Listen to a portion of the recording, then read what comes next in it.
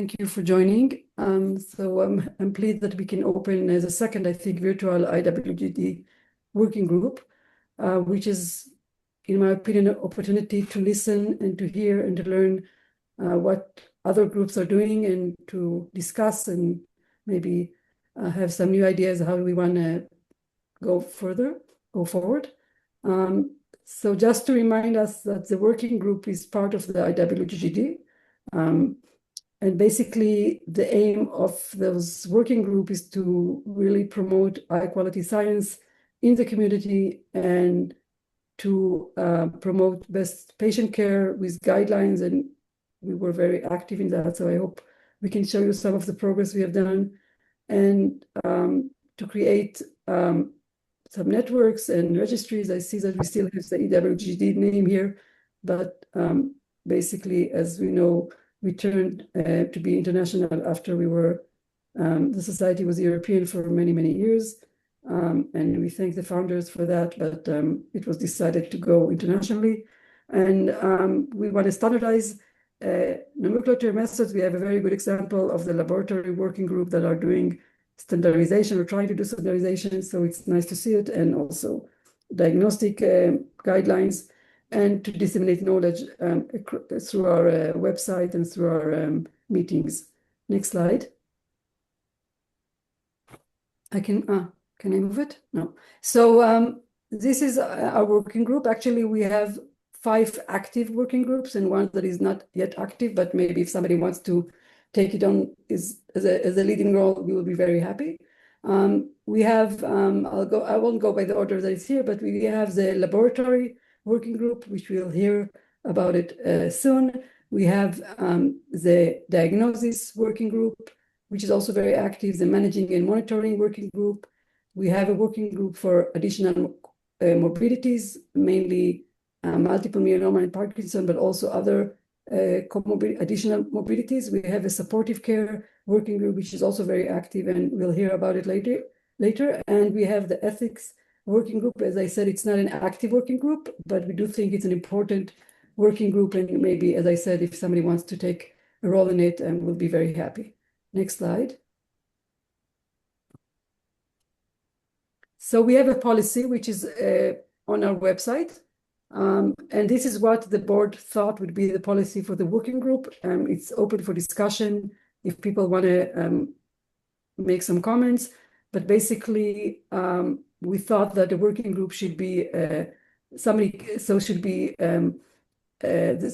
board should be responsible for the creation and dissolution of a working group and to review the work and make decision on the structure and function.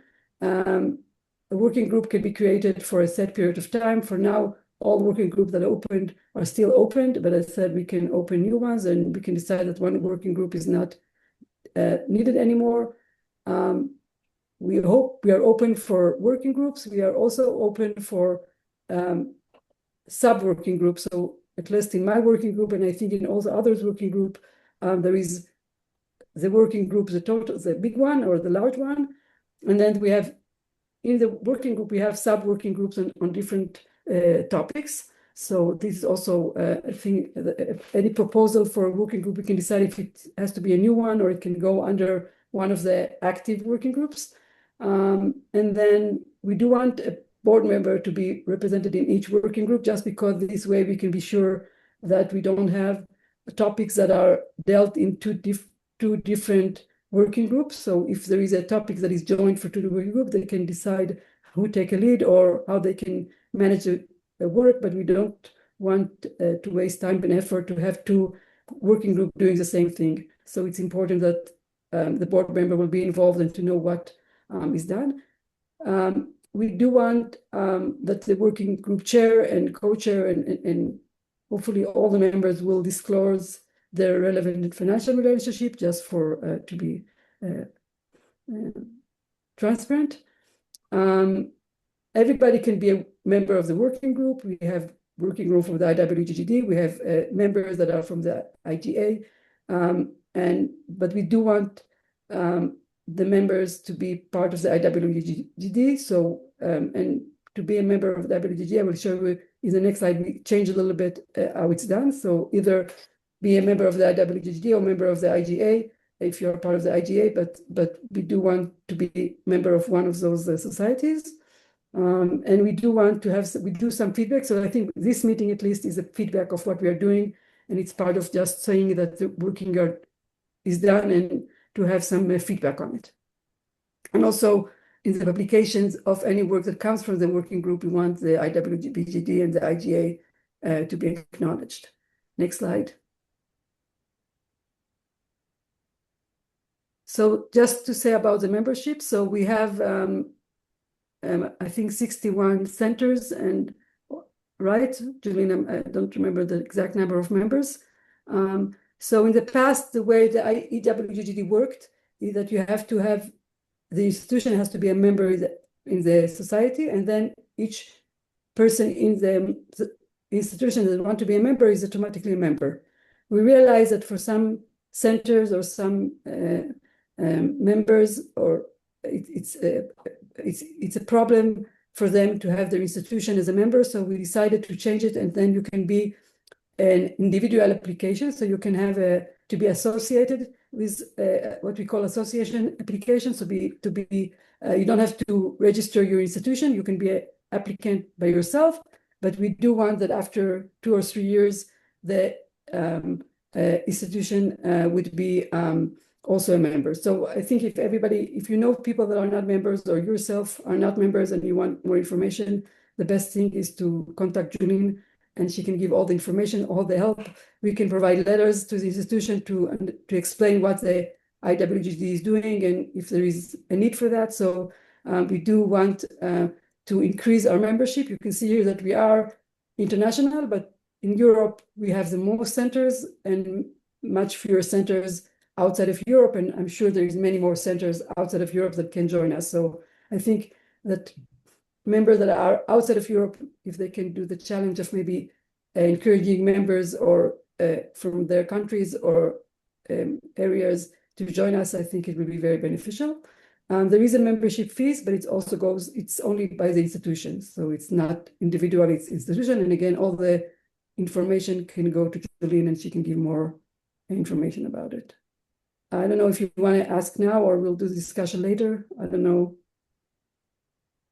if people have some points to raise or questions. They can put it in the chat, or they can ask because it's not a presentation. It's like a more discussion. Next slide, please. So just for publication,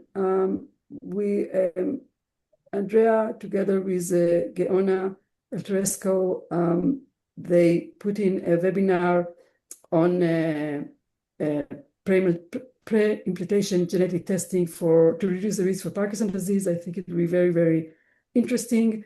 It's posted on our website, and it also, Julene sends it in the letters. So please register. It will be, I think, a month from now, on the 27th of November. And I think it's a very timely topic, and we have ethics, we have a gynecologist, we have genetics perspective, so it will be very interesting. Next slide. And we also have our annual meeting next year. Again, everything is posted, and the abstract are open for submission until mid-December. Next slide. Okay, so unless there is some comments or if the people want to add things I forgot, this is the program for today. So we will start with the laboratory working group that they will present their work, and then we can discuss it. Then the diagnostic guidelines working group, the management and monitoring working group, and then the supporting care working group. And I don't know, Julene probably will have to open the opportunity to share for everybody, and each one will share his own presentation and take it along. So I don't know, for that, this is my introduction. If somebody wants to ask, remark, I'm more the welcome. I see Darlene has her hand up, so yes. Shoshi, thank you for that and for all the work that you've done on this. It was just one point to add, really in regards to the meeting next year in Trieste. So really want to encourage people to think about the meeting, to put in some abstracts. We've extended the abstract deadline. We will give some guidance as to how to get to Trieste. But also, we wanted to use this opportunity to launch travel grants for people who might not otherwise be able to get funding to go to that meeting or to other Gaucher meetings. It's for people who are working as students or in the laboratories. So for junior people, there are certain metrics around them going, reporting back, and you can find all of that on our website. So just to highlight, have a look at that if you have people in your groups who would not be eligible to go otherwise or don't have funding either for that meeting or for other meetings. Thank you. Irene, I think you raised your hand. Yeah. Yes, regarding membership, I think it would be nice if all these institutions would be published on IWGGD website so that people would know who are members, and also that we would know who to ask to join if their institution is not member yet. If this is So it's possible. published, the published information. So if you go to our website and memberships, and you have the list of the members, the list of institution, and if you click, list of countries, sorry, and then if you go on the country, and then you can see the institutions that are included. The names of the people are not there. So you cannot see who is a member, but you can see the countries and the institutions. Okay, sorry, I didn't see that. Thank you. Yes, Lynn.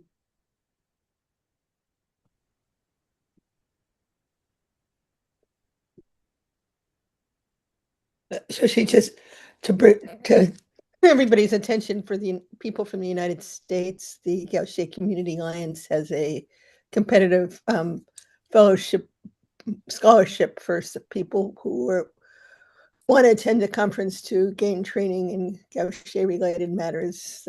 Ed Giddens Memorial, the Ed Giddens Scholarship Fund, and I think the applications are open now, so that if you hear of American applicants who want to apply for funding for the international meeting, that's at one source. Thanks. Can you share the sites, the website on the chat? Sure. So people can look? Yeah, that'll be nice. Thank you. It's only for American, or it's? Now it's okay? Yeah, great. Okay, perfect. So, as all you know, Mark Berger and Hans Arts lead the group, and now they pass to Magali and I to manage the group. Actually, we didn't make much progress since the last meeting, but as you know, in this working group, we try to standardize the techniques of the three biomarkers: glucosylsphingosine, Gaucher activity, and CCL18 in plasma. But now we are going to start to try to standardize in DDS also, and also we want to establish values. So these are our goals. And as Susanna said, a lot of groups, labs from Europe are included. So I encourage all people that determine some of these biomarkers, the three biomarkers, or some of them, to join the working group through the web. I think that the last week, 2 people from USA joined the group. So if someone also study these biomarkers, please join us, and in plasma or DDS, because we're going to start also in DDS now. For ketoacidosis, now we want to measure this biomarker in more samples. I have to talk with all the labs because I need some data that I started in the last meeting in Belgrade, but I don't have all the information, so we are going to contact all the labs. So it's in standby now. The lyso-Gb1 Magali is leading this part, and she is going to coordinate the shipment of some standards to use all the groups the same one. So I don't know when she down by the standards and send to the other group. And finally, the CCL18, only 4 groups measure this biomarker, and now we are only Spain and France are working together to try to standardize this biomarker, because we use the same kit. Because the other group use a homemade technique and it's difficult to standardize with us, but we will try. And this is what we are doing now. This is one goal that we are working in, the reference values, and we are trying to use samples from some blood donors. So we have to talk about which lab can have access of for these samples. And finally, we want to start to standardize the techniques in DDS. Belgium and France already measure glucosylsphingosine in DDS. I think that also Italy, maybe, and I don't know if Sweden. For example, in Spain, we wanted to start measuring it. So if some labs wanted to start to measure it in DDS, we can start together and make the technique for all. And also in ketotriosidase, CCL is more complicated, but also if you measure ketotriosidase in DDS, we wanted to standardize this technique. I think that's all. Magali and I, we will have a meeting in 2 weeks, so I hope before Christmas we will organize a meeting, and we will contact all the labs to make note to the next steps, and to start the standardization in DBS. That's all.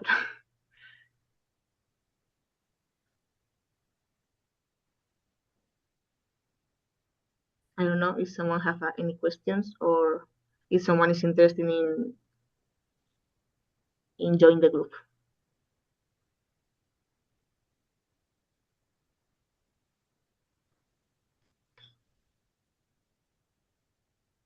So I want to ask, Okay. are you looking for more labs to join you? And also, what are the challenges you've seen in those studies? Because I think it's already a couple of years that these studies are ongoing, and I'm just trying to think where are the limits and barriers, and maybe we can, as a community, help with that. Or what are your thoughts about why it takes longer time? Yeah, I think the barriers are because nobody want to change their their techniques, but we are trying to with the results express it like the medium of multiple of media. So in that case, we can compare our results without changing the technique. So, and also in the case of glucosylsphingosine, it takes more time because there are more more critical steps, and also because Magali, one of she want to send to all the labs the same standard to all the labs, to verify that the probability of the standard is in other steps. So we have a lot of work in that. I read that, Andrea, yes, in Italy they measure glucosylsphingosine in DBS. Okay. Eleni, you want to say something? The United States, one of the major problems is that Mayo clinics, which a lot of people end up sending samples to, use totally different standards and units, Yes. and it's almost impossible to compare between labs. And it would be great if somebody could reach out to them and try to get them more in line, because I know from NIH that's the only place that we have a contract with, and that's true of a lot of big centers. That's true. But we are lucky because I think that most of the groups use the same standard, and also in the keto disease, I think most of the groups use the same substrate from the same commercial house, and the differences are very light between groups, but then the results, we didn't observe a very high differences between groups. I think the results are like 20% the difference between the results between each group. So the results were not so bad. Awesome.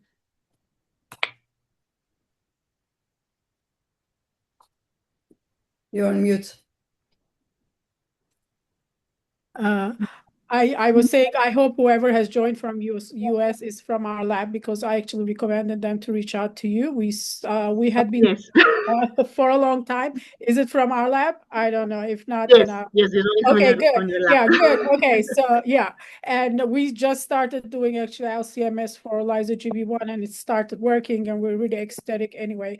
So we have actually a big collection of stored DBS material, and we have controls, healthy controls, and we also have het parents, heterozygote parents. So I think that the exchange of whole blood may be problematic in large amounts. I mean, we can definitely send few samples to just compare the samples, but when we start doing DBS as a routine technique, then we'll be happy to share those with you or with the other labs. Of another note is obviously I have few things actually that interconnects with each other. So one issue is how you're gonna standardize between the instruments. So that becomes a problem, when you are actually have different LCMSs. The reason is their measurement, or that the problem with like Mayo, or when you do Revity. So basically there is the upper and lower limits actually change, and also how much they can detect also can change. So how are we trying to standardize across the labs? One problem is the labs. I mean, we never use Mayo because like Ellen said, that it is so hard to interpret. LabCorp is the commercial lab that it's pretty straightforward. 0 is the starting point, and actually they can go as high as whatever is we can measure, up to thousands. So one thing. And the second thing is there is a difference between the whole blood and DBS samples is about 3 times higher when you usually measure the DBS. So how are we gonna do the comparison or comparator between the whole blood, which is probably the actual value, whereas DBS mixed with white cells and the plasma together? Yeah, you're right. This is very difficult to compare in plasma than in DBS. We made 3 years ago a study trying to correlate ketotiresidase values. I think glucosylsphingosine is better to correlate. They correlate very good. Yeah, chitotriosidase is almost similar. So the problem is not a problem. Obviously, that's basically when you start with a sample, you need to go with the same sample. Lyso-Gb1 differs between whole blood versus the DBS. And DBS measures higher than the whole blood. Okay. I think that Magali, I don't know if they show results between, and also Amber from Belgium, values between the correlation of glucosylsphingosine in plasma and DBS, and the correlation was very good, I think. I think the problem is more in ketotiresidase. We find it's 3 times higher. That's usually around 3 times higher, the DBS, when you compare with the plasma. Okay, we will check it, and we also we will want to do the correlation for all the biomarkers in plasma and DBS. Okay, thank you for the idea. Andrea. Yeah, actually, just about this comment about the difference between DBS and plasma, they correlate very well. I mean, as Oslan says, the DBS is higher and the plasma is lower, but the correlation is good. And I think you just cannot compare one to the other. There are two different things, and you should treat them as two different methods, because you cannot mix match one or the other. I also, we have a biobank of both plasmas and DBS of the patients affected by lysosomal diseases. So we also could contribute as Oslam to the, if you need samples, that could be possible. And one other thing that I wanted to comment is that it's at least in glucosylsphingosine, I remember that the data between laboratories are pretty much comparable. The main difference is between laboratories that use different standards. That's why Magali wants to send the same standard to everybody and see if they can, with the same standard, we can all go on the same level. I mean, there is a variability, but it's like 20%, which is really good. I mean, 20% variation. So hopefully the use of the same standard would solve this problem, because it's no way that you will make people change the method, because also this is a multiplex. So if you change to adjust glucosylsphingosine, then you will change all your other values, lyso-Gb3, lyso-SM, so it would be much difficult. So one thing is maybe with the same standard, we can all more or less align. And the other option, even if we are not very well aligned, is to express the results, as you said, as multiples of media, because this is much more easy. Yeah. Yes, I agree with you. Okay.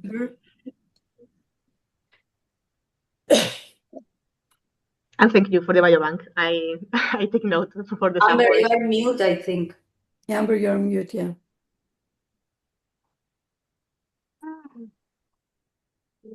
No. Now? Now it's okay, yeah. Do you hear me now? Okay. Sorry. I don't know why, but my internet connection is very bad at the moment. But I wanted to say the same as Andrea, that the selection of your standards has a big influence. The way you're analyzing the samples has also a big influence. So it might be that in one lab there is a big difference between, for example, plasma and DBS, and in the other the difference is less because of the use of what the basics that you're starting with. So defining those and describing in your discussion, like that there were different methods used, explains as well some variability, because there is a difference between plasma and DBS, but they're very well correlated, but you have a lot of influence factors there as well. And I don't know, did you hear me well, or is the internet too bad for good communication? No, we hear you very well. Great.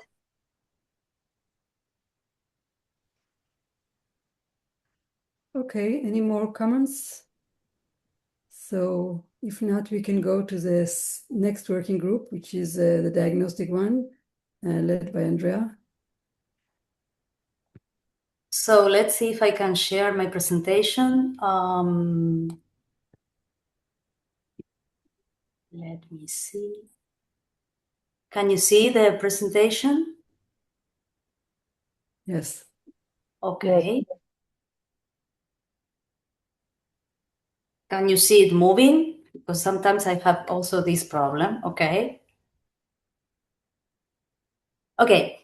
So first of all, I just want to remind a little bit what is the aim of this group. This group, the idea is to discuss both technical and ethical issues associated with all the diagnostic process in Gaucher disease. So from the biochemical, molecular diagnosis, newborn screening, AI, other diagnostic techniques that are, for example, not only laboratory techniques, but also images, So the idea is to develop protocols and evidence-based recommendations for to best meet the patient's needs, ensuring a timely and accurate diagnosis for all. So these are the members of our working group. So I would like to welcome Ellen Jabaritz, who is a new member. Very recently she applied. So we are 22 members. And in our last meeting as a diagnostic working group has been held on in May. So there we have decided we have taken some decisions. So these are the 3 projects that are currently active within this group. One is, and I will go through them one by one. And the first one is the update of laboratory diagnosis guidelines. And we also have, like Shoshi was saying in her introduction, in our working group, we have kind of subgroups. So not all people, I mean, of course, we share the information among all the members of the group, but there are particular subgroups working in particular projects. So this so far has been very useful because it's a way to move things forward most rapidly. So these are the members of the laboratory diagnosis guidelines: Hans Arts, myself, Xenia Fiumik, Helen Mikelakakis, Paula Rosenfeld, Jacinka Wagner, and we have a new member. I am very happy to welcome also Amber Van Balen. So then we have a second project, genotype-phenotype correlations.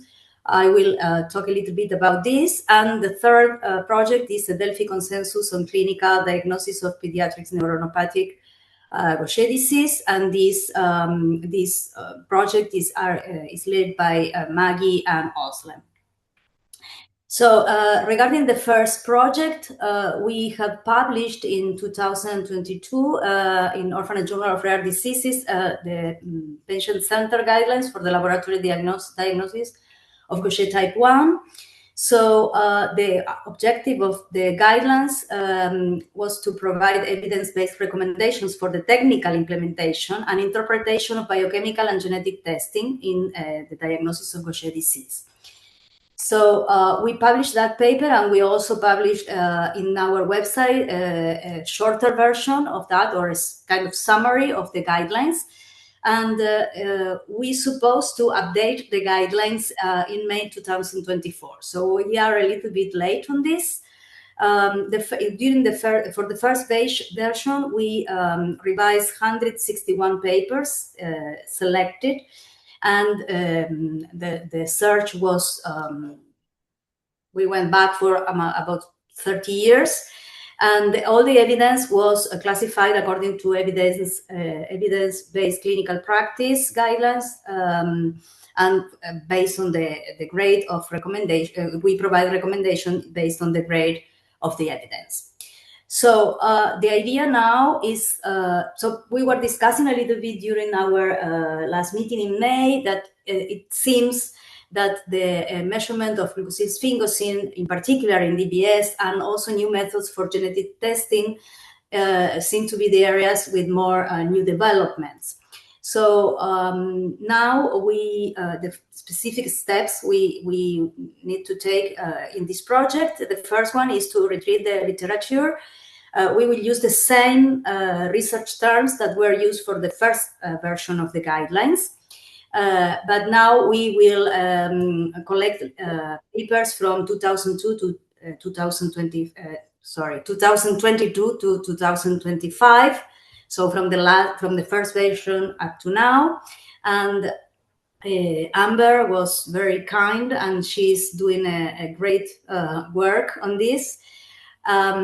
So she will show you how this was done. So we perform a first selection and classification of these papers, and we are in this step now. Then we will circulate the papers among the laboratory diagnostic subgroup. So we will grade those papers and then provide recommendation, and then we will circulate among the working group members for approval. So I will, so maybe now Amber can take over and show you some of her work, and then I will come back.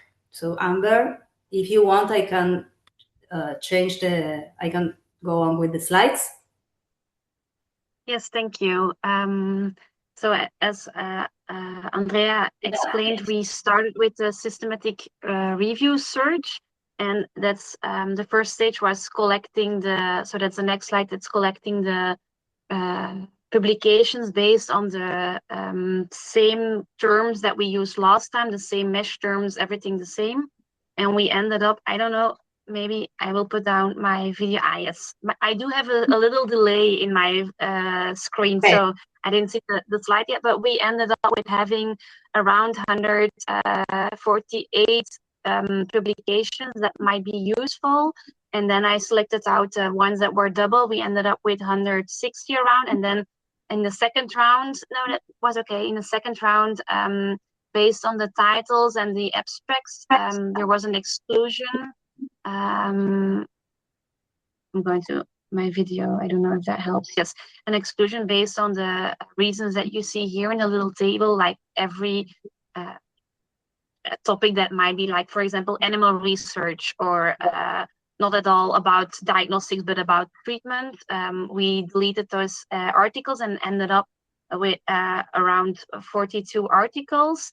In which in the third round, by reading the articles itself, we ended up with a total selection of 36 articles. And I listed them already in a table with an overview of the information content, and also gave already a level of evidence to them as well. But as Andrea explained, that there are steps that also should be done by the other readers. So if we go to the next slide, we have some few main highlights that we were looking specifically for, like namely the diagnostics and what we use for diagnostics. And as we described earlier as well, the enzyme activity and the biomarker and genetics are the main objects for doing diagnostics, but we saw more articles published on glucosylsphingosine, and also already a few suggesting that it might be even the first tier test and not the second tier. So that's something that we should revise and read and discuss about in the working group, and will be a topic to discuss. And we also saw, that's also the next slide, that there is already more evidence about the sensitivity and the specificity, the PPV, and the reduction of false positive results in research papers using the biomarker glucosylsphingosine. And there are also more I found separately, because those 25 papers are searched partly separately, specifically on these topics as well, to add more information, as well on the stability of and the transportation that is necessary for these samples. So we could, after discussion and having more people read these articles, maybe also make some propositions on these topics as well. So we selected the papers, and they're all ready to send to the working group to go to the next stage. I don't know if there is a next slide, or it's already the genetics afterwards. I do think so, yes. Okay. All right. Thank you very much, Amber. So the same thing, we have done this for the molecular diagnosis. So there is much less new information about or new methods or new validations of methods, but there are some interesting things going on in the field, because here you can see it's very, very small, but doesn't matter. Already 5 papers in which 2 of them they describe new methods using long PCR and then NGS, conventional NGS. But the most interesting things are coming out for the validation of methods using third generation sequencing, not second generation, which means already using nanopore or systems that direct sequence long reads. And this is very useful for the diagnosis of the genetic diagnosis of Gaucher disease, because they can detect the recombinant alleles, which are not detectable by conventional NGS. So I think this is something that is coming out, and we should acknowledge this and make some recommendations. So I just extract these 2 recommendations that have been done in the first version of the guidelines, where we already recommended how the molecular diagnosis should be done. So there are some papers, couple of new methods applying this kind of strategy, which is PCR, and then adopting specific strategies to do NGS, conventional NGS. But I think it is also important to introduce some, not only to say that next generation sequences cannot detect recombinant alleles, but also provide some information of these new methods using long reads to detect them. So I think we select some papers on that, and we also will share with the group. So the future steps, so the articles, the systemic review of the literature is ready, is done. So now we will share all these papers with the laboratory diagnosis working group, the subgroup of the guidelines. So we will grade these papers and elaborate recommendations, and then we will circulate the updated guidelines for approval. So this is the first project. Regarding the second project, which is the genotype-phenotype correlations, we were very excited about this, and we were thinking to run an international study to do genotype-phenotype correlations, but during our meeting in May, we were evaluating very carefully the feasibility of this project, because on one hand, we need to obtain ethical approval to share data from different countries, and this could be a pain. Then there is important information that we need to capture to be to do a good work, let's say. So, for example, it's an issue about how the genetic testing was performed. This information might not be available for many patients. So it is a high risk of misgenotyping or incomplete clinical data. There is, we have probably, we would need some financial support for that. So we concluded that it was a very long-term project with very uncertain outcome. So after these considerations, and also considering that we already know that there is no good correlation between the phenotype and the genotype. So it's also a very, it's a long-term project with a lot of work needs to be done, and probably the new information will be very, will not be so, we will not add a lot on top of what is already known. So we were discussing a little bit about this, and we came up with 2 different proposals. One is to prepare a document to clarify some misconceptions on genotype-phenotype correlations and the variant pathogenicity, because indeed we know that there are still some variants that are classified as pathogenic when we know they are not, or also associated to some specific phenotype, and we know that there are patients described with a different phenotype. So this is one aspect. And the other aspect that is interesting is that we could perform an analysis, even reviewing the literature about the phenotype-genotype discrepancies, and propose new hypotheses, and this could give could be a way also to start a collaborative project trying to understand these mechanisms. So these were some proposals and ideas we are working on, but we need to elaborate a little bit more these aspects. So my last slide is just to remind something that already was introduced by Shoshi, that with Geona Alfrescu, we were organizing this webinar, which I think is extremely interesting, though, about pre-implantation genetic testing to reduce the risk for Parkinson's disease. Are we there? Because there is a lot of discussion. This is something that is in the framework of the diagnosis, but it's also, there are a lot of ethical issues that are associated with this, and we are very lucky because we will have as a speaker Aline Munich. She's a chair for the National Indications Committee for Pre-Implantation Testing in Netherlands. So she works mainly in ethics. So I think it would be very interesting. So I invite all of you to join. And I think now Özlem will take over from here. Hello, I will try to share. Can I share my screen? Yes. Let me close this. Okay.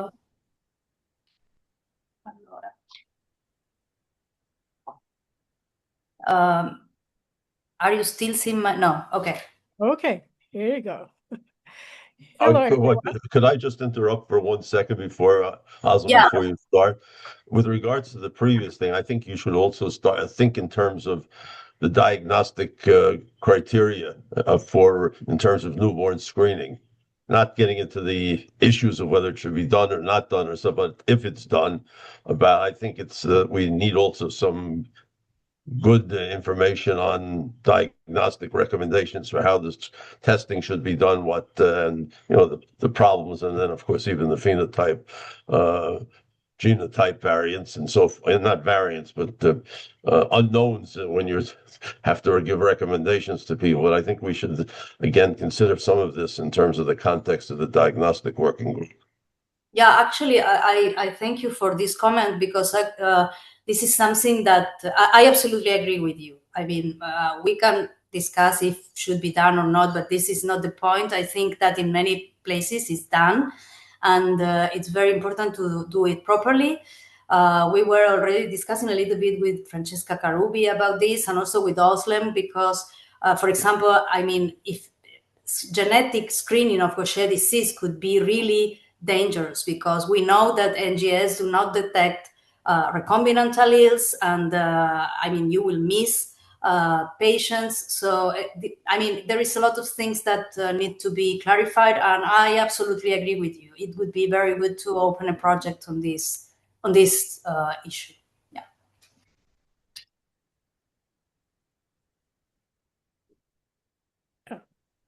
All right.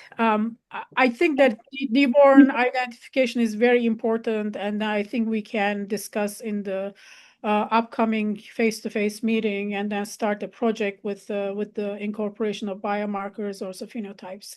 Anyhow, so thank you, Andrea, and I will start the clinical part of the diagnostic group.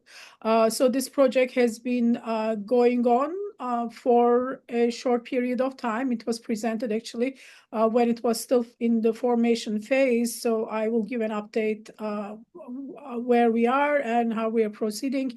So basically, I'm just going to do an introduction about the Delphi process. This is to produce a consensus on the clinical recognition of the neuronopathic Gaucher disease in the pediatric age group.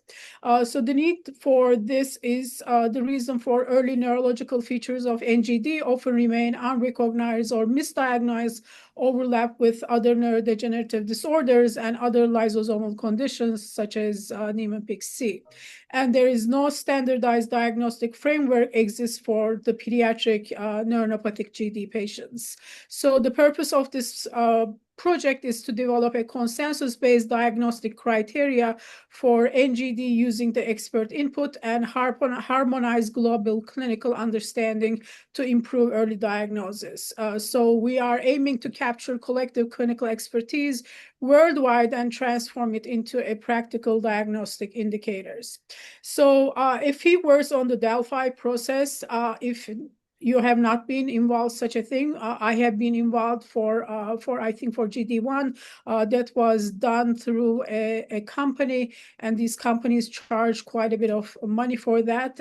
So Delphi is a structured iterative method to obtain consensus among experts through multiple survey runs. So there is the experts just share their opinion. based on their patient expertise, where there is direct patient information is not involved, okay?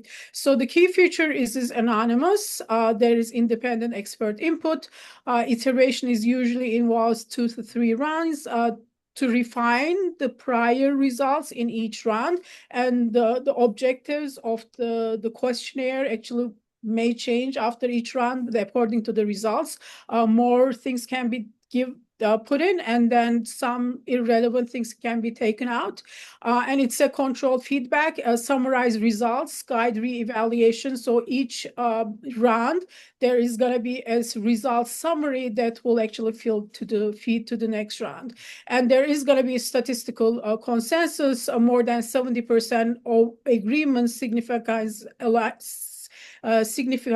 alignment. So basically, there is going to be a majority in the group to ascertain a result. So the ethical foundation, there is going to be a little bit, back and forth about whether IRB is required, so on and so forth. This is how it is IRB exempt, and then this is the actual baseline for that. So it is an expert opinion-based study. It collects professional judgments, not patient-level data. So it is related to the patient, but not individual patients, okay? So there is no identifiable data is collected, responses are analyzed only in aggregate. So we are not going to be reporting individual patient reports, but the aggregate of the expert consensus. So it is regarded as a non-human subjects research under 45 CFR 46. So this is an FDA term. So it is indirectly involving humans, but it's not a direct human study. So according to these, IRB review not required. However, given the circumstances, anybody who is actually invited to be a part of this group, we also actually recommend them to run with their IRB if they have any concerns or questions. So the ethical principles in a Delphi process involves obviously transparency, participation is voluntary, and confidentiality is maintained through us. So we will list the list of the expert, but we will not list what they respond. So the objectives of the studies are basically to define the hallmark clinical signs and ages of onset, identify diagnostic challenges and common misdiagnosis, and develop a practical observation-based framework. So we focus on the clinical and developmental features.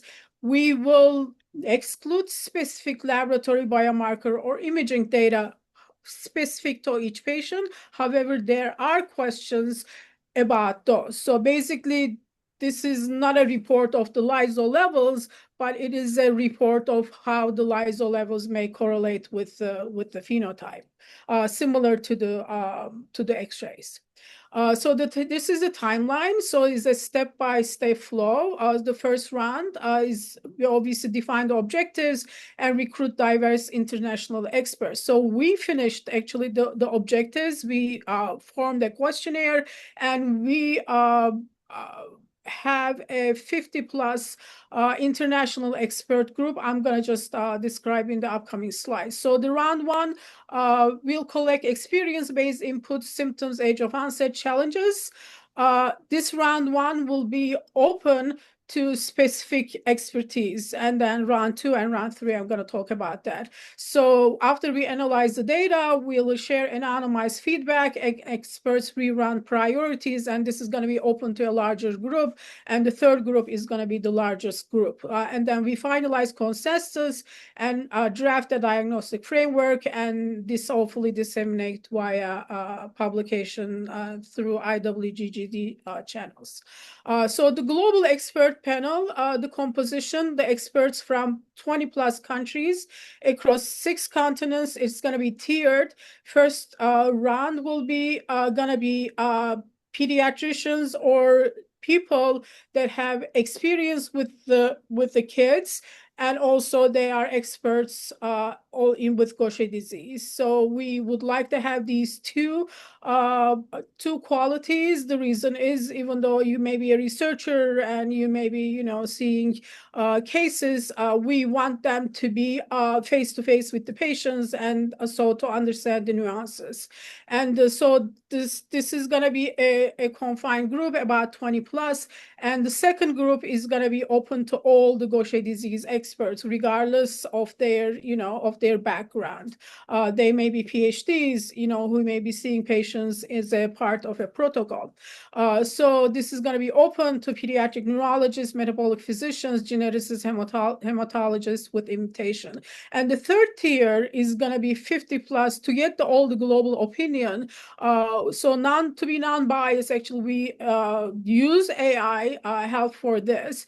And there are going to be actually 50 plus physicians identified all through world that includes Asia's, South, East, and also several different parts of Africa. So these can be just metabolic physicians.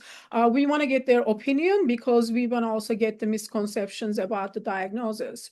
So this is a general map. I just saw that we don't have actually experts from Australia. We need to get them in. So the expected outcomes and impacts. So it's going to be consensus-based clinical diagnostic framework for GD2 and GD3. There's going to be a peer review publication, and it can be used as a foundation for registries and trial readiness for identification of the patients. It will promote all early recognition clinically and hopefully referrals, and it will harmonize diagnostic practices globally and strengthens obviously collaboration among Gaucher disease experts. So that is the end of the presentation, and I'm happy to answer questions with Andrea and Maggie if she's here. So much, Özlem, for your presentation. Very explicit, very informative, very focused. I just will add a very small point. I have an acquaintance in Australia, so I will communicate with him. Thank you. Nick, I don't know if you know him or not. So I will communicate with him, and maybe he will be from the Australian continent. Thank you very much, Maggie. Yes, I think we need a few people from Australia. I just realized that we don't have much contacts from that part of the world. Okay, I will. Yes, Celine. How do you identify the experts, and is there an industry component to this? There is no industry component, and this is all finance. I mean, it is not finance, actually. We are doing among ourselves. We developed the Delphi, we use the AI help, and the experts are identified. I mean, obviously, the group here is going to be directly involved. We also asked through the, some experts are not actually part of this group, IWGGD. They're going to be invited, actually offered for membership. So the first, I mean, that we know that who deals with the NGD all around the world. So that is going to be the first tier, the ones that are actually involved with the studies, and the second tier is going to be all the members of the IWGGD, and the third tier is going to be the physicians identified through the publications and through the help of AI from Africa. So I don't know some of those names. So hopefully that will have participation from different parts of the world.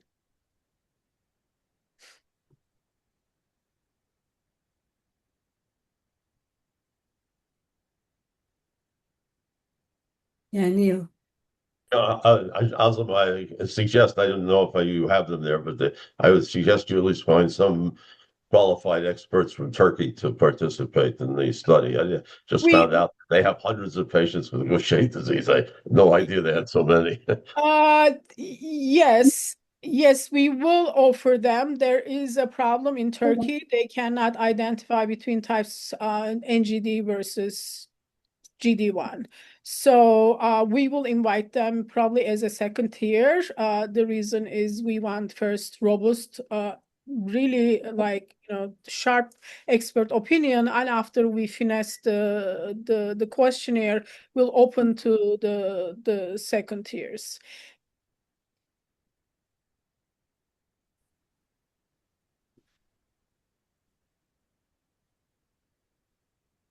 Anybody else? I wanted to say something about the LISA project before. I think it's important, since I've seen also in Andrea's slide about Parkinson and Gaucher, and it's very close by. I think it's important to put some wording on the role of LISA in carriers to be sure that people are not using it for diagnosis carriers. I know it's something that we understand it very clearly, but I think now in the world that much of the literature probably comes from the Parkinson.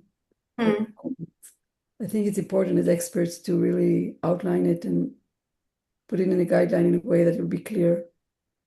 Yeah, actually, in the first version, there is, in the genetic part, there is a recommendation saying that this is the method, the reliable method for carriers detection. But maybe now that you said that, even in the other sections to clarify that this is not reliable for carrier detection. I don't know if we included that in the first version. For sure, it's in the genetics section, but I am not sure if it is in the biomarkers or enzymatic activity to specifically say that it's not reliable for carriers. So thank you. Yeah.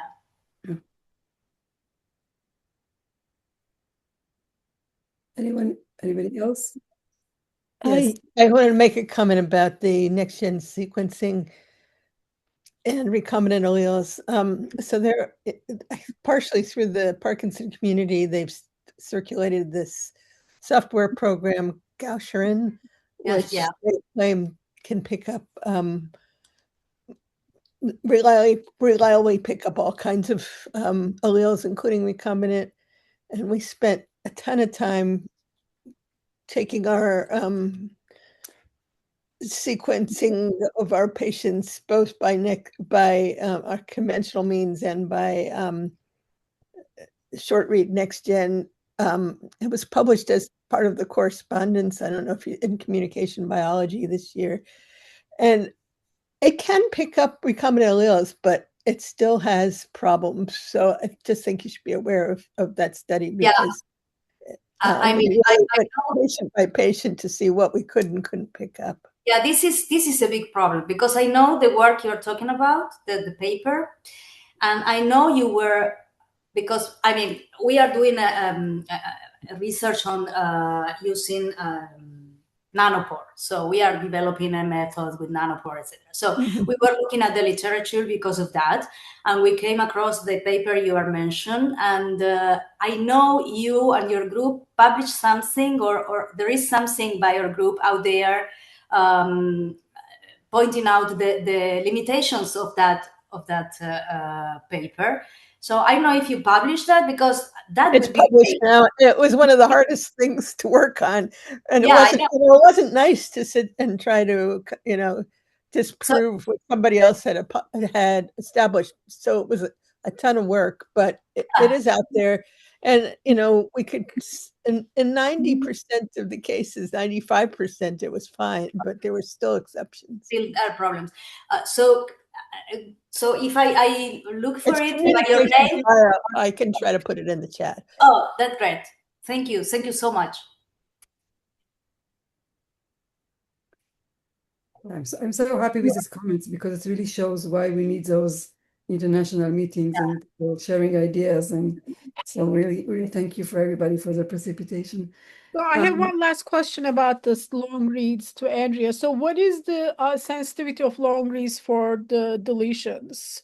We actually had two patients within the last years that was missed through the NGS because there was a large deletion from one of the parent, and the baby unfortunately proved to be a type 2. So basically that is a big problem, and the reason is NGS is so widely used right now. Yeah, actually with conventional NGS, you cannot see most of the deletions or the recombinant.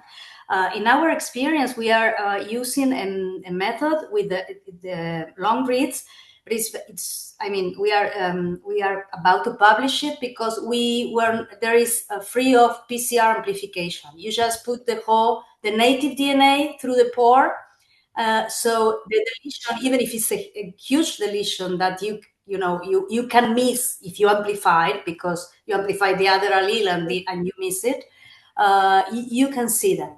So I cannot tell you, to be honest, the sensitivity, because I need to test much more and see if they can pick all kind of deletions. But the deletions that we tested so far were very well identified. So we are.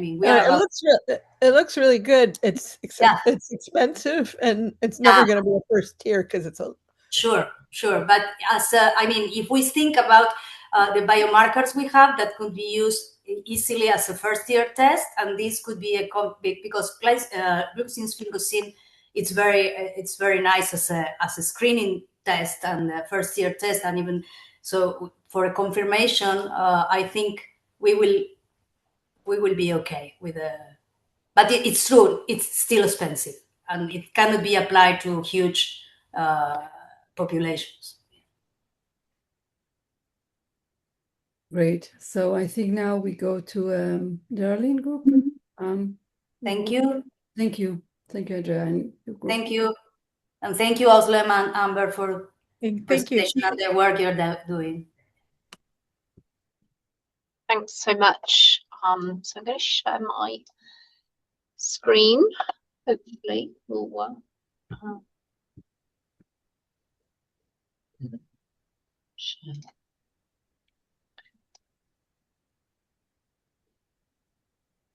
Hopefully you can see that, and if it's okay, I'm going to leave it on this view just so that I can see where I am. So this is the treatment and monitoring working group, and the people who've been involved listed on the right. There are various projects, and as with Andrea's group, not everybody involved in all of them.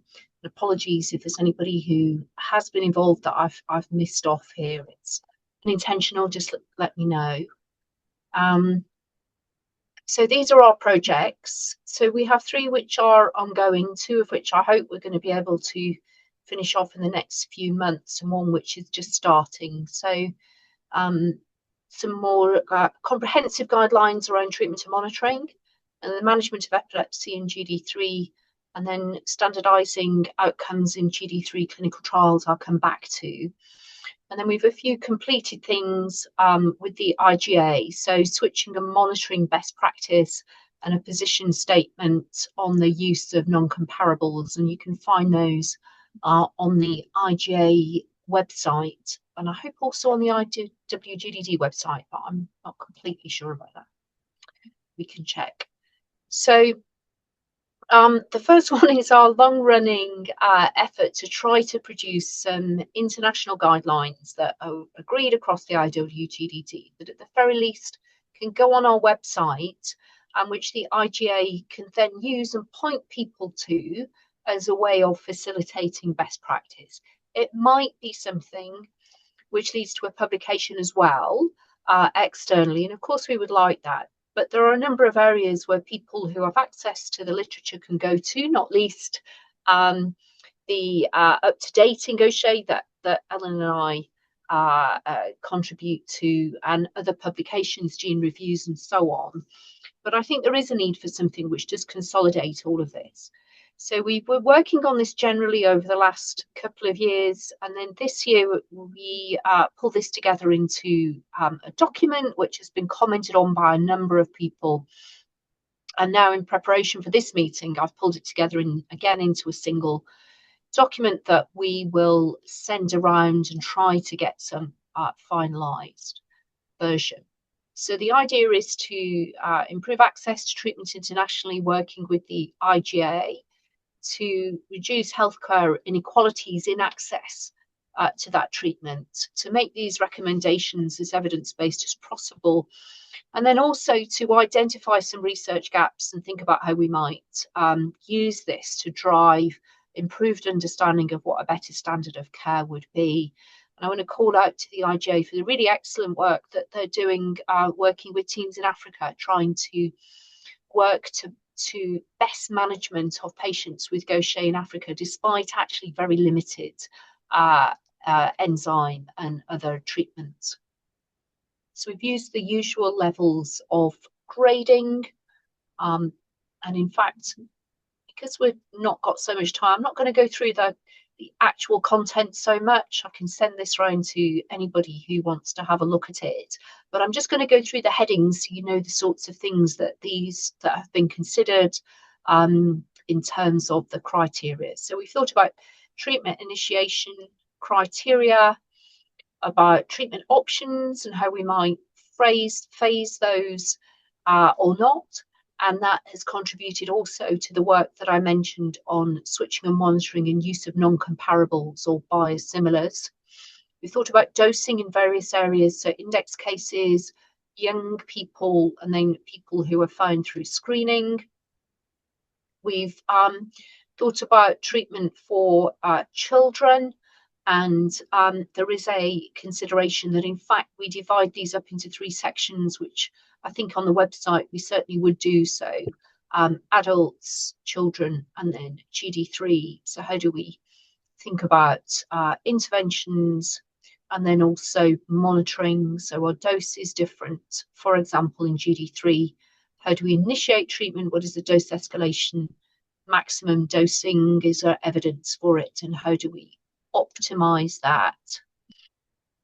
And then also some of what has come up and what we've discussed, I think probably overlaps a little bit with supportive care, but we can work out how to handle that with Shoshi's working group. But then how do we think about supporting people with GD1, 2 and 3, in fact, as they go through growth into adolescence and then potentially transition.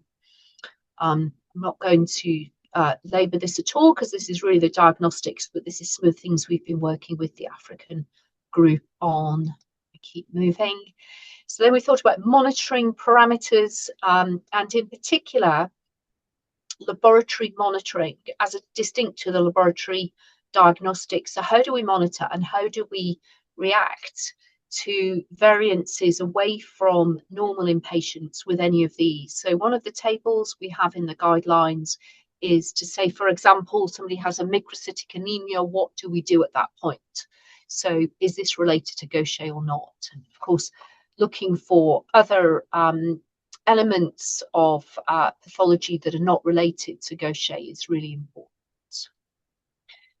What do we do with people who are not responding to treatment? So we've thought about excluding non-Gaucher causes, optimizing dose, thinking about alternative preparations, and then reassessing according to goals of treatment. Got a little bit about transition. That's probably supportive care, really, and in fact is covered by a very nice publication by Carolina Stepien, who I think is on the call, which is on the IWGD website. We thought a bit about patient-reported outcomes, which could be a working group on its own. But this is really how do we monitor treatment and make sure that the monitoring is appropriate to the patients themselves, as opposed to just things that we can measure and chart, don't know what to do with. And then finally, there's a little bit of a position on what are the global challenges to ensure that this is not just really about how we manage Gaucher in Europe and the US, where it's potentially much more straightforward, and things for research in this area. So what I might do is, let me just carry on and share, go through the other things, and then we can maybe do all the questions at the end. So might have to stop share.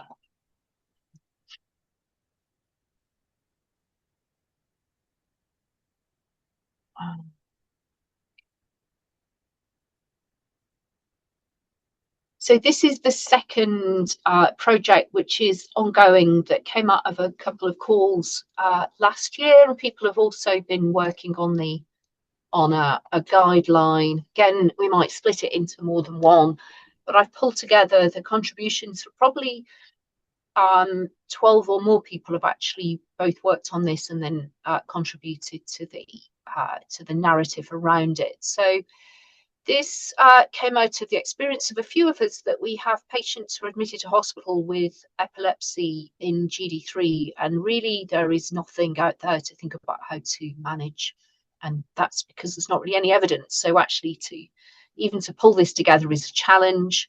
But we started to put it together, and again, I will send this around. So this is out of the epilepsy has been not only a critical manifestation of GD3, something which is occurring in more of our patients year by year, but also very difficult to manage for patients and families. There are unique challenges associated with GD3 and GD2, but predominantly in our practice in adults GD3 with drug-resistant epilepsy, various triggers and progressive deterioration over time. So we thought a bit about the various phenotypes here so that we can again provide this as a hint to people. Something about evaluation. This perhaps a little bit more controversial, although Amy Donald and I have been thinking about this in our talks to the African population. So actually, how do we manage anti-seizure medication for this group? And in fact, in the UK, there are NICE guidelines for management of epilepsy, and in fact, this would fit very well with that, but with some suggestions of particular medications to avoid. And then we thought about a bit about ambroxol. There might be a case for having ambroxol as a guideline on its own, but I don't think we can produce a guideline for something which is not approved. But at the same time, we need to recognition that a lot of people, a lot of patients and families are looking for ambroxol, and it is being used. There is some data on seizures. So the point of this guideline was just to put in a few lines about maybe the lack of evidence, and but some of the papers where ambroxol had been used for people with GD3. So this is the timeline for the data from various colleagues, including the registry that has been supported by Jolene and Shoshi. Very difficult to get hold of at the moment, so that might also be something that we want to reference. And then again, thoughts about how we monitor, both neurologically and also systemically, keeping people as well as we can in order to be able to support them. So if they have, if there is epilepsy, then it is more easy to manage if people are generally well. Bringing in the whole MDT team, and then thinking about both disease-modifying treatments and anti-epileptics. So that's where we are with that. And again, the people who've been involved and contributed, thank you for doing that. And I will send the updated round shortly. And then the final project from our group is just starting. This is another joint project with the IGA. So this is standardizing outcome measures, or producing a document that will aim to standardize outcome measures in GD3 in clinical trials. And the reason for this is that we've come to an inflection point where there are a lot of companies, mostly small companies, trying to test whether their products will work and help people with GD3. They're going to the IGA for advice, they're coming to some of us, they're going to the regulators.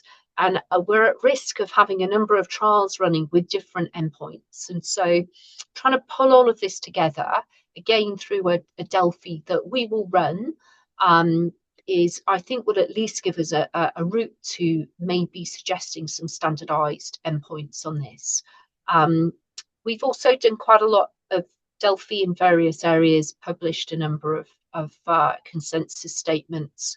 So this is independent, not industry, and it's being jointly led with the IGA. One of our PhD students, Lucia Lavelle, is going to project manage this.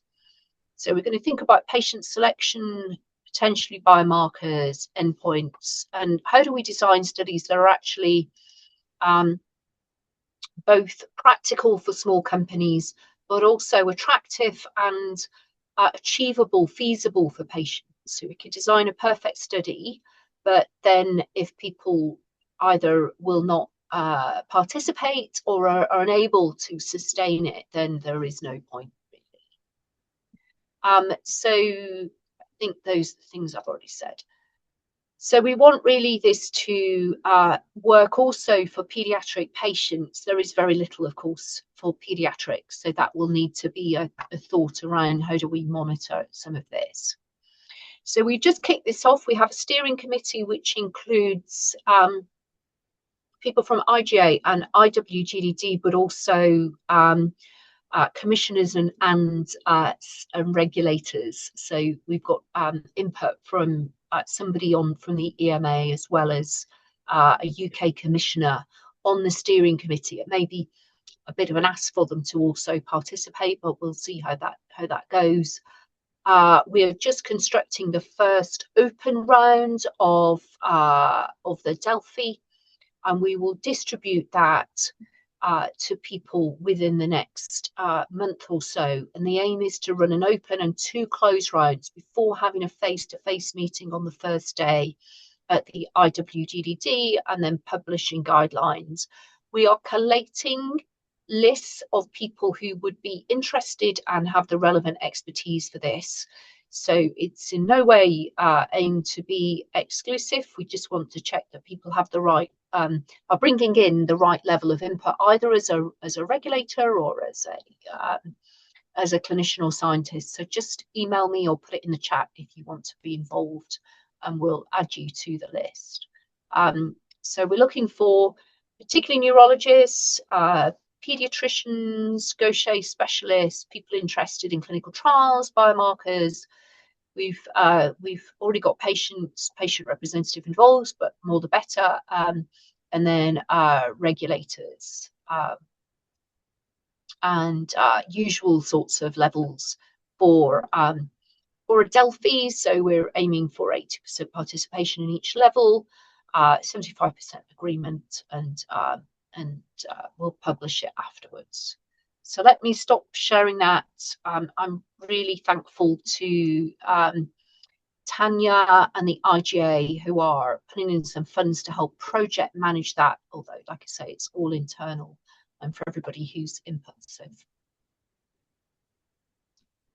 happy to take any questions.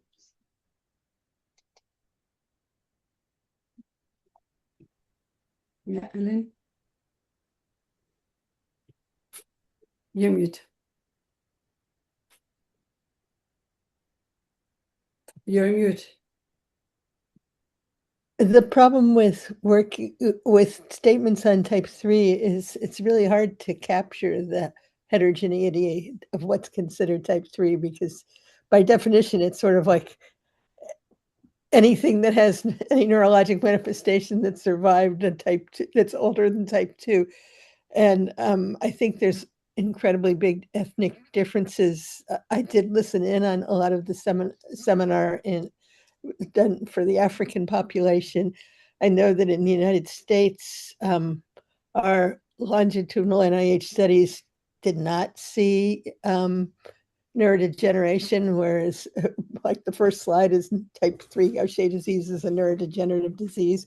Yet we were following patients for decades with no changes in IQ, no changes in EEG, that kind of thing. So I think that it's going to be very tricky to capture the breadth of what goes under that diagnosis. And that's going to make recommendations complicated.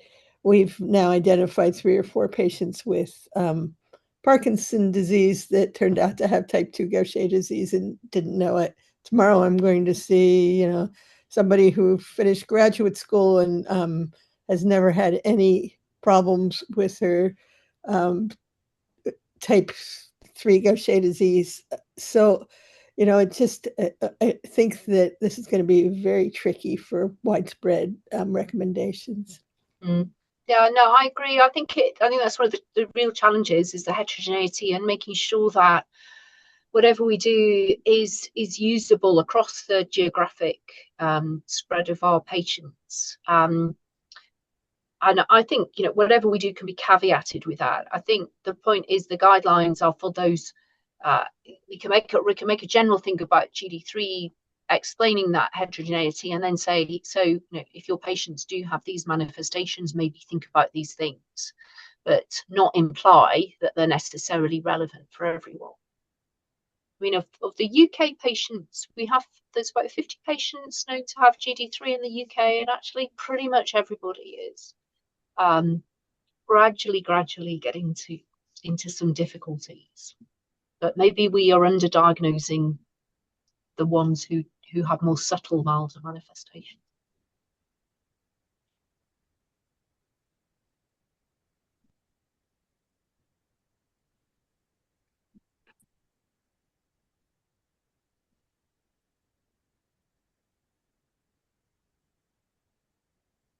Any more comments? So if not, we'll go to our group. And I think it goes back maybe also to catch with what Eleni said in the variability in manifestation. I think the supportive care is a very important issue. And I see now that we have some overlap with the Eleni's group, but it's sure something that we can overcome.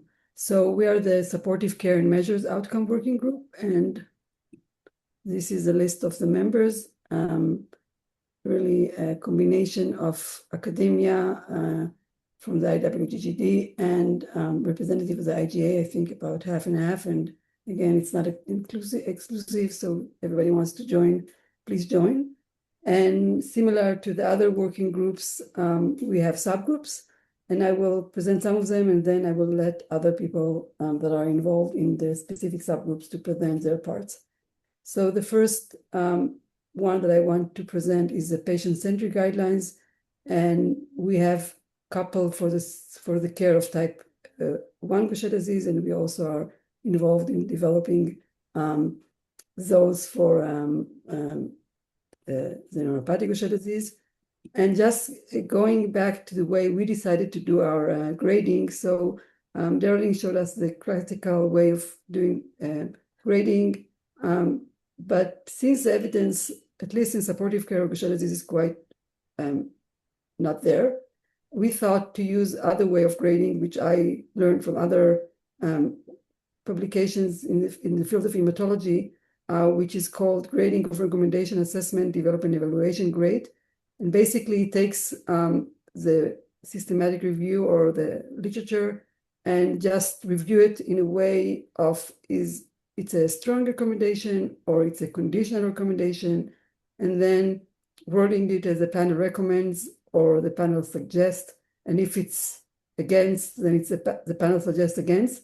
It's not as strict as the other, but we do put the literature in, so if people want to look at the references, they can have. But I think in a way it's a more easier way for the patients and the clinician to understand what we are aiming to say. And since we're the experts, I think it's a good way to do it. And it's important to acknowledge that each paper that comes out, even if it goes on the website, it's reviewed by the working group, and then it's reviewed by the board, and then it goes out to at least 2 external reviewers, and then only after that it is put on the website. So I think although it's not going to a full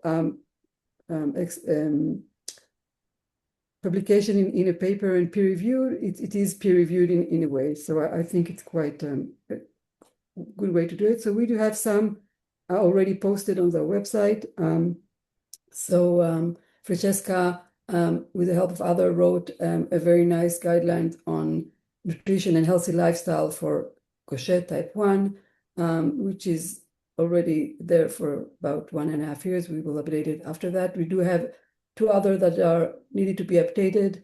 One on supportive and symptomatic care for women with Gaucher disease, and one on symptomatic care for children. So it doesn't deal with Gaucher-related treatment. It does deal with other things that are very important for our patients.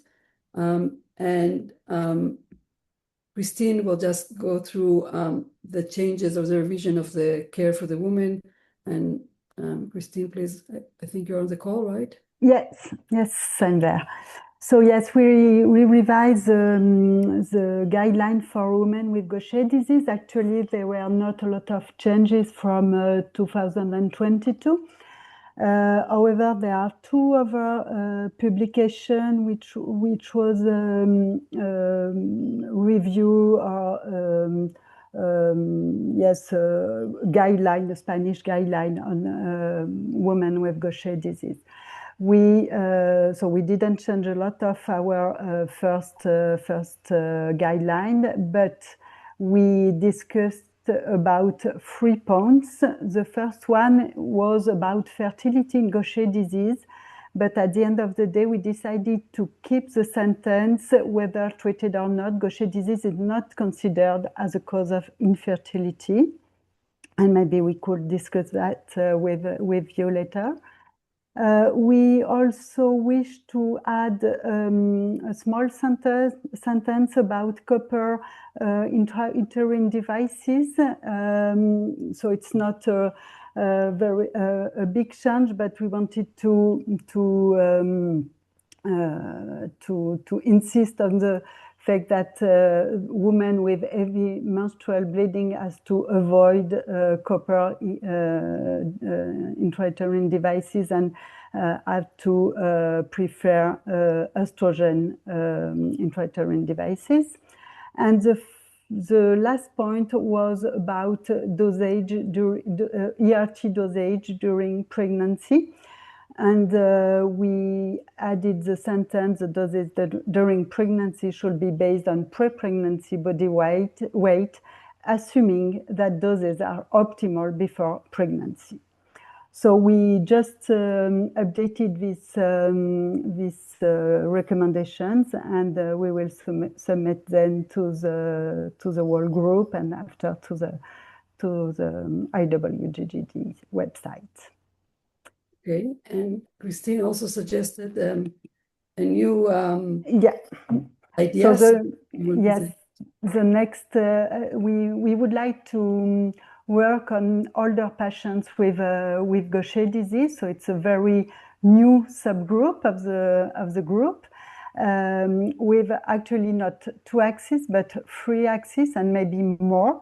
The first one is about patients diagnosed as Gaucher disease in old age. The second one is about patients older than, elderly patients with non-Gaucher disease. What are the complications they have, but also what are the specific geriatric assessments. And actually, there are nothing in the literature about this topic. And the third axis was about the classical disease associated with aging, such as hypertension, diabetes, heart failure, etc. And we wanted to analyze this classical disease regarding to Gaucher disease. So for now, we are at the very first step. We are analyzing literature, and actually there are not a lot of things, but mainly case reports. So it will be interesting to discuss about this case report and what we can do with our patients. And so in this group for now, there is Beata, Francesca, and me, and we will be really happy to welcome one of you in our group and to work with us on this, I think, very important topic. Thanks, Christine. So we do have, as I said, patient-centered guidelines for neuropathic Gaucher disease, and I will let Maggie to present them. Maggie? Okay, thanks so much for the introduction. Okay, this is our team.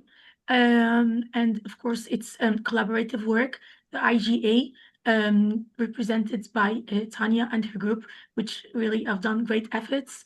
In Africa, I have to really thank them, as Derlin did. And also, we have our group of co-authors of GD experts. And we have Yan on board, as well as Rafi, for the neuronopathic guidelines. And I will be helping regarding the pediatric neurological guidelines. Now, the thing is, Regarding the symptomatic and supportive care of NGD, it's quite important, not only just in countries or developing countries with resource constraint, but for developed countries as well, because there are certain areas that are inaccessible by ERT, and some areas even, or systems, if they are accessible to ERT, there are still issues that need to be addressed with symptomatic treatment and supportive care. So the way we're going to do this is we're dividing it into two main big domains, the neurological and the non-neurological. The neurological will include the behavioral as well as the psychological, which is very important. The neurological will be managed by adult neurologists, and I will help with the pediatric neurology part, as well as the behavioral part, which is quite significant in our cohort. Regarding the neurological, we have a table with each one of the collaborators and the co-authors assigned to one or more than one domain that we are working on, and hopefully we will all have a draft by end of this year. Regarding the Gaucher, the lymphadenopathy part, Uma has just finished that, but she just have to work on the grading, and she will be working on the Gaucher. Regarding the pulmonary part, I already finished that, and actually I was going to share it, but then when Sushi sent that grading, which is much more flexible, because there is not a lot of evidence based literature out there. It's mainly consensus. So I'll be using that that more flexible grading, and hopefully I'll be sharing it within the next couple of days for comments. Also, the other thing is we will be having, of course, another meeting regarding neurological manifestations. To decide on more details. Okay, the way that we are going to do this is we are going to use the IWGGD sort of template or format that was used before for the transition or the coordination, but it will be like sort of an introduction. The thing is, regarding the non-neurological part, I'll be sort of giving a writing, actually I wrote a paragraph on the symptomatic and the supportive care in general, and from there we are going to handle each domain in the non-neurological part, or as well as the neurological. But within this framework, we will, after the introduction, which is going to be brief, we will be talking about the clinical presentation and manifestations, and highlighting the role of a multidisciplinary team, and as well as specific healthcare professionals involved. Afterwards, we will, regarding the monitoring for each domain, there will be a baseline in a table that will be quite focused. We can just expand on it afterwards, but then it will be a baseline, and then afterwards there will be the follow-up and the monitoring in a table also. And according to the finding, there will be the symptomatic treatment or the supportive care. That's all. Okay, thank you. So now I will let Caroline talk about her subgroup of coordination and transition. Hello, good afternoon. So in the last couple of years, we completed guidelines on transition of care in Gaucher disease, and the results were published in the journal. The next slide, please. We also completed the guidelines on coordination of care in Gaucher type 1.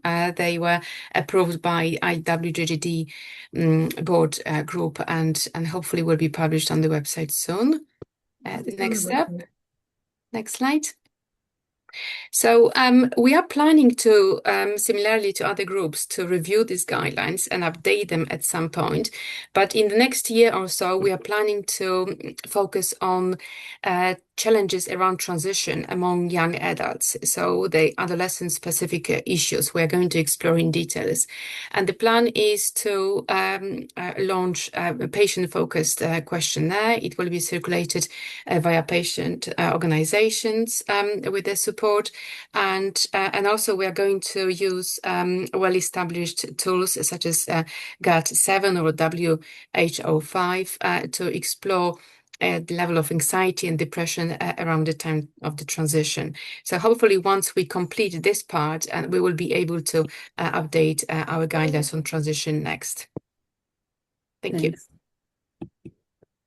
So now we move on to the Gaucher self-management. I invite Vanessa to present this topic. Vesna. Okay, I can do it. Greetings from Brazil. Hello, everybody. We are talking, and we did the self-management article. That was a literature overview. Is now with the supportive group for feedback and directions where to be published. It is 30 pages, so it's a challenge. Recommendations for the doctors, they come from the literature review, but also from patients and doctor experience. After feedback from the group, they will be approved and published together with the patient's recommendations as they go together. They are done and sent to the supportive group members. Leaflet for patients and caregivers. We develop recommendations, sent out a survey to IGA members, and we have now a new version of leaflet for patients and caregivers.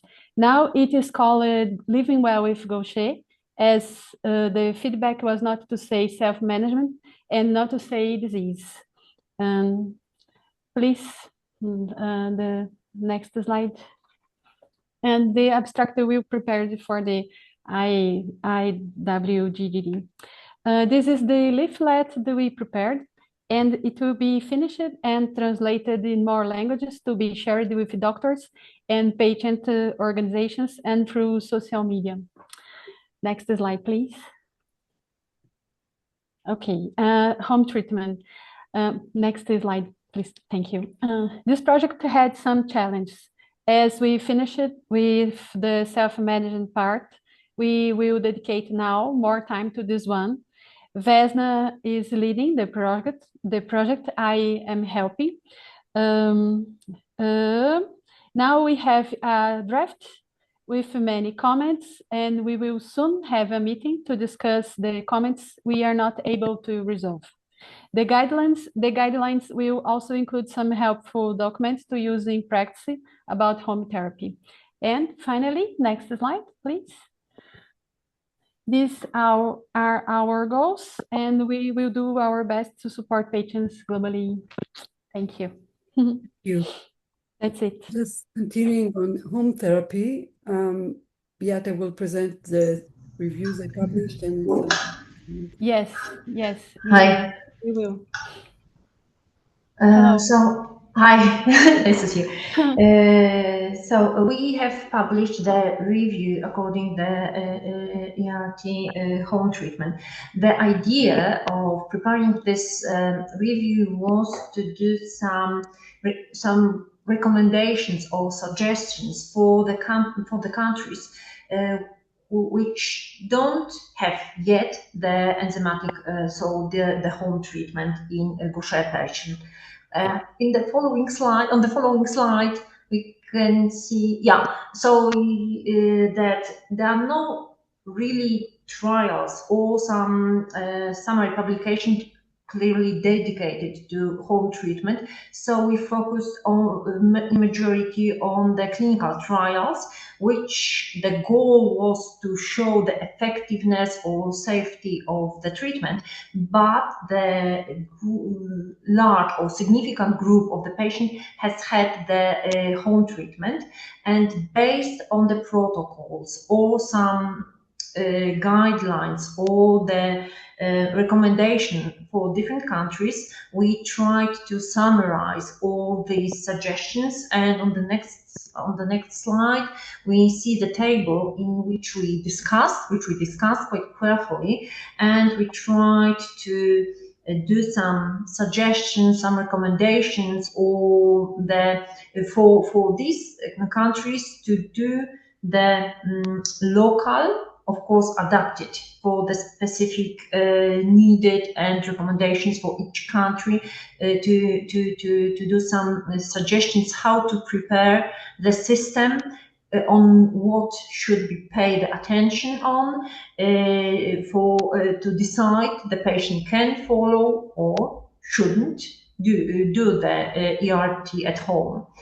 And yeah, it was great cooperation. I thank you very much once more time for your help in preparing this text.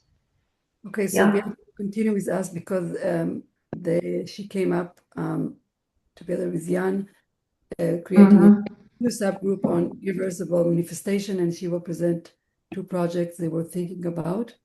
Yeah, and then we are I'm a little bit because we are a little bit overlapping the ideas with the neurologic group, because we are preparing the screening of the bone manifestation of Gaucher disease, in majority type 1, but also we are not dividing so the types. We were rather thinking about preparing the review on the bone manifestation in Gaucher disease, dependently or independently on the ERT treatment, or other methods of therapy in this disease. And so we are doing the literature screening and collecting the data on this topic, and we have planned to prepare the review publication with Christina, and majority with Christina. Jan is more focused on lung problems. And then to prepare some recommendations for the website. Pulmonary changes, we would like to focus in January on the changes on pulmonary problems. As it was said, it is not so often. So the literature is not so fruitful as the bone manifestation, and we would also like to focus on some risk or the pulmonary hypertension development in our patients, so in Gaucher patients, and we will focus on this problem and the treatment, and we will see if we will manage to also prepare some guidelines. So we will see what will come up from the review, and if we will get enough strong data and background to prepare the clear recommendations or suggestions for the treatment and the managing of pulmonary changes in Gaucher patients. Thanks. Thank you, Beata. So what else we are doing? We prepared pre-Gaucher clinic questionnaires, which are posted. So I want to say that if you are interested, please go on the website. This is the English version. What I would ask if somebody translated to his own language, and maybe if you would be willing to send it back to us so we can post it also, it will be very helpful. The reason to do that is for the patients to use it before the clinic, and then the physician to review it in order to really cover all the aspects of the visits. So we have one for men, one for women, one for a boy, and one for a girl. So again, we don't have time to go through it, but I encourage you to go to the website and look at it. And the last subgroup we are opening, and I'm very happy to introduce Jose that will talk after me on digital health. So we are in the process of developing a new app, the IWGD, the IGA, and Jose will describe it. And also we would like to work on experience of wearable telemedicine and all digital health specialties. So if anybody wants to join this subgroup, please, Jose, this is your part. Hi, good afternoon, everybody. Thank you for having me today. So I'm Jose Luis, and I'm leading the development of a self-management and educational tool specifically for the community. So I've been working alongside with Dr. Tanya and Dorothy, and we have created this kind of version of this app that we call MyGD. So I know that some of you might be thinking another health app makes this like different from my hospital portal or any other like health app. So I think that's a fair question, and we've heard this before. So let me show you what the app is designed for it to do, and perhaps more importantly, what it is, right? Next one, please. So this project is being. I can't really hear because of a very loud typing at the background. Can somebody mute that so we can actually hear the speaker? Thank you. Oh, can you hear me now? Yeah, thanks. Thank you.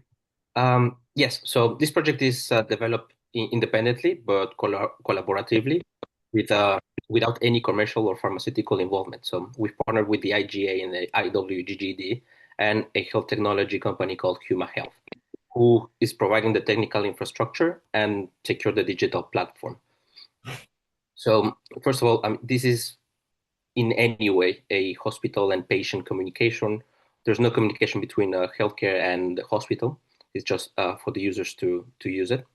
So this app does not replace any consultation, and is not designed for any message between care teams, and it doesn't integrate any electronic health records. So the aim of the app is to give power to patients to manage their daily life, and particularly in moments when medical support isn't immediately available or even education is not easy to access. So the real value of this app becomes most apparent in regions with limited resources and difficult healthcare access, places where seeing a specialist might mean traveling hundreds of kilometers or waiting months for an appointment. So we're testing this app first in a well-resourced setting to ensure that everything works perfectly, and most importantly, that we ensure its benefit for the community. So we're working in the UK and Israel so far.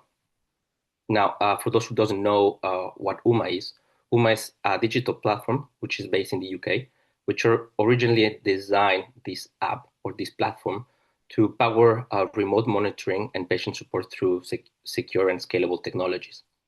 Now, this company works already with several health systems, governments, and other research institutions to deliver like high standard digital solutions. And in this case, well, they gave us access to the platform for us to use. So let me walk you through what the app can offer. And can we just skip the next one? The next one, I think it's 3. We have another one. Yeah. So first, it offers a comprehensive educational content. So there's an online version that comes with preloaded information and education provided by the IGA and the IWGGD that through algorithms we're continually refining will deliver personalized content based on the type of Gaucher and their interaction with the app or whatever they've been reading. So let's think of it as if you had a Gaucher specialist knowledge in your pocket, which you can access anytime and anywhere. Also, you can track your symptoms. So, and also your symptoms, general health metrics, which if you have like an iPhone or maybe a smartwatch, you can link. So you can see what's happening with, I don't know, your heartbeat and something like that. But also you can complete questionnaires that we upload to the platform. And also you can log your therapies and have like a very well management of your medications. Now, this creates a more accurate and a longitudinal picture of the health utility in your, between now and your next health appointment, right? So third, there is a particularly important feature, which is a document storage. Maybe next one, please. And this is particularly interesting in many countries where maybe there's not a health system app or paper records are still being used. I can speak from my country. We still sometimes use typewriters because we don't have digital platforms, right? So now this could be very beneficial because they have lots of documents and they can have some more organized way to have their documents and their medical notes, right? So this gave a control to the patients over their health. And okay, something might be, you might be thinking that what's happening with the data? Well, there's no data collection for this or for this part of the pilot, as it's just designed to make easy everything. That's like the main purpose of the app.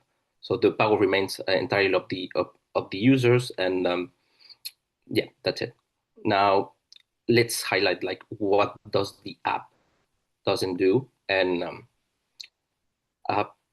look at some concerns that we might think so. So at the enrollment, when a patient enrolls to download this app, they will have to review the human's privacy policy, which strictly prohibits selling or sharing any personal data.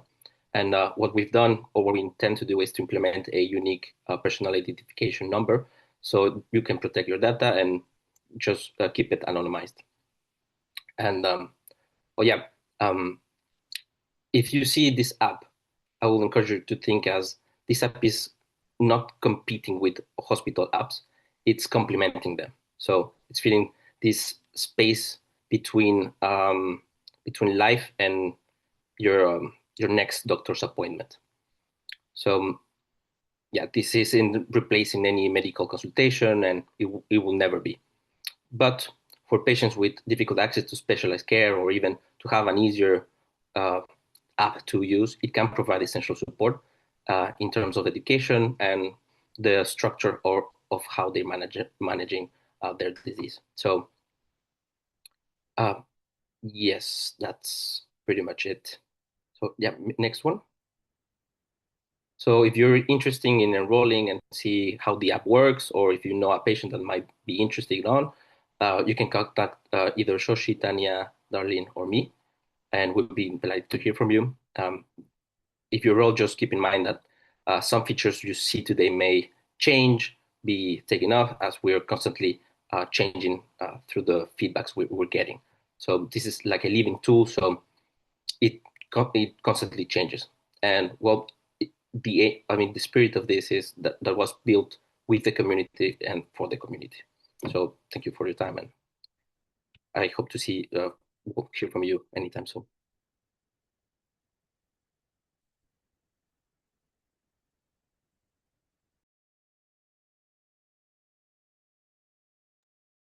Shoshi, you're on mute. Great. So just, I hope I convinced you that we are a very active working group, and I really thank all the members which are working very hard. So we have many projects, and as I said, new ideas and new members are welcome to join us. Thank you.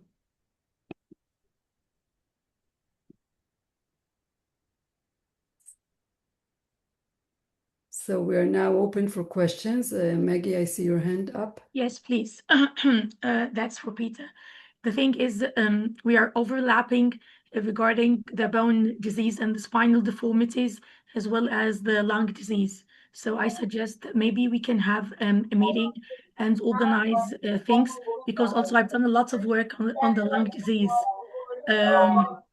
So I don't know what other... I understand, and I absolutely agree. We should cooperate, and I have got some ideas, and if you don't mind, we can join our strength and effort, and we can do something together. Yes, of course. Yes, of But course. then maybe we will not focus only on Gaucher type 3, but generally on Gaucher. I understand, dear. I already have GD1 patients. The thing is Yeah, now, you see, yes, especially in pulmonary problems and yes, manifestation, yes. it is Of so it course, is it's not pointless as on common. dividing. Sorry to interrupt you. Of course, it's I'm not sorry. as common as GD3, but it's there. And yes, and I have a patient with a very rare genotype, the homozygous R359 type 1, and he is having significant problems. So also this patient, and he's now a young adult in his 20s. So also the experience of this patient with a rare a genotype and his findings we can share as well. So the thing is, you're absolutely correct. Of course, it will be GD1 and GD3, but as GD3 are more prone to pulmonary disease with a very wide clinical spectrum, the focus will be more on that. But of course, I have no problem working on it. Wonderful. Yeah, Okay. and you see also the differences on the geographical differences, because in Poland we Yes. don't have got such strong pulmonary manifestation in our Yes. patients. So yeah, grant. Thank you. Yes. So we will be in touch. I will write And also you for the bone down. disease, dear. Also the bone disease and the Of spinal. course, the Yes. same, Okay. absolutely the same, and with the Okay. cooperation with Christina, so we will join. Exactly, that would be great. Yeah, we will be Thank more you. sufficient. Thank you very Wonderful. much. Yeah, Thank of you. course. Great, thanks. I do want to say something about the app, which we really thank José putting it forward, because we needed somebody like him to just do it. We just talked about it a lot. We had proposition for UMA that offered us the platform for free, which was very nice of them. But we needed somebody to do it. The plan is to have maybe 20, 30 patients that are willing to be pilot. And then they will pilot the app for some time to see what they like, what they don't like, what they would suggest to change. And then once we feel that we got to the point that we can publish it, then it will be open for whoever wants to use it. We will have on the app itself some way to do feedback, and also we will be open for feedback. So the plan is really to use, so through the app you can actually access the website. So if we put new things on the website, it could be accessed. So so they can access the IGA. It's like the app we are using for other things. And I think he described it very nicely, what we aim, probably less for countries that have very strong digital hospital hubs, and for places that it's not as strong. So yeah, so I thank him again. Any more comments? It's a great idea, and I'm really enthusiastic about it. But I understand it's only in English, right? For now, it will be only English, but I think the platform itself has translation for languages, right? Yes, the app is already, if I'm not mistaken, it's in Spanish, English, French, and Hebrew, I think. Yes, but not So Arabic. I have to say that UMA, the reason we chose them, for many reasons, but one of the reasons we chose them is that they already are approved by FDA and EMA. So once you do something through them, if they approve the app, it's like an approved app. You don't have to go I to see. the FDA Okay. and EMA and all that. And on the system, I don't think they have like languages they can do translation like easily. So they gave it us for free as long as we are not asking for new stuff. As long as we're using what they have, and just it's a very neat app, because it's like building with Lego. So you take one thing from here, one thing from there, and just you build it the way you want it. So as long as we are using things that they already have on the system, they gave it us without any cost, which is nice. So I think the translation goes there, but we can check exactly which languages. But we probably won't do it for the pilot. We'll do the pilot only in English, but once we get to the part we are going to more disseminate it, then for sure we'll do it in different languages. Okay, thank you. Thank you.